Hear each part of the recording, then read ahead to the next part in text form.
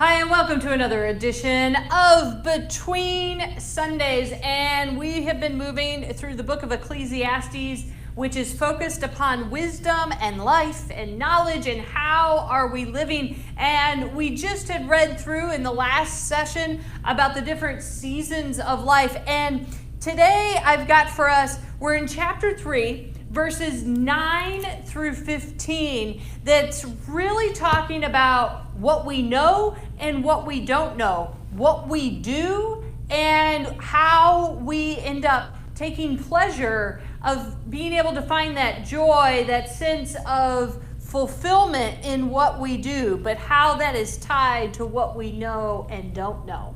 So starting in verse 9, what do workers gain from all their hard work? I have observed the task that God has given human beings. God has made everything fitting in its time, but has also placed eternity in their hearts without enabling them to discover what God has done from beginning to end. I know that there's nothing better for them but to enjoy themselves and do what's good while they live. Moreover, this is the gift of God, that all people should eat, drink, and enjoy the results of their hard work. I know that whatever God does will last forever. It's impossible to add to it or take away from it. God has done this so that people are reverent before him. Whatever happens has already happened, and whatever will happen has already happened before, and God looks after what is driven away. So in this sense, from the very beginning, we get this: God has made everything fitting in its time, but has also placed eternity in their hearts. So it's the sense that God has created everything. That whether or not we see that through the eyes of evolution or through the creation stories of Genesis, that God has created everything, has set everything into motion, and that God has put something in our hearts, also placed eternity in their hearts. It's that sense that God has given us some knowledge, that there is this connection to God, but we don't know it all. We can't know it all, which is without enabling them to discover what God has done from beginning to end. So it's that sense that we can learn and we can connect to God, but it's also, right, the more we know, we realize how much we don't know and that we can't know everything, right? Anybody, and we know this generally, right? Anybody who thinks that they know everything, really, they really don't.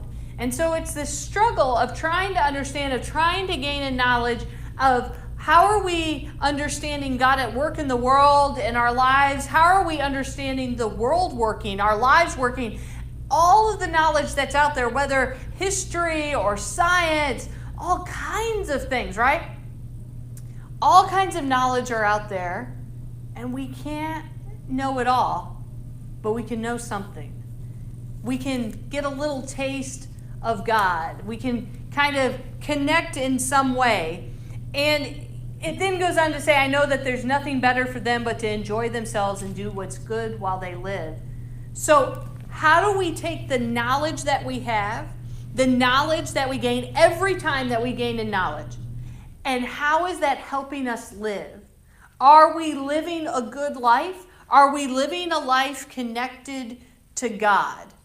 How do we use the knowledge that we are given, also with the understanding that we should have an appetite for knowledge, an appetite for discovery? Because every time we discover something new, it might connect us a little more to God. Because the gift of God, that all people should eat, drink, and enjoy the results of their hard work. That God has given us abilities and ways of being in this world that are good and wonderful. And do we live into that? Do we use the work of our hands to do good? Do we build others up? How are we using the knowledge that we have to bring about good in this world? And then it ends, God has done this so that the people are reverent before him. That sense of reverence, that sense of awe, that sense that we don't have all of the answers, that there is something greater than us.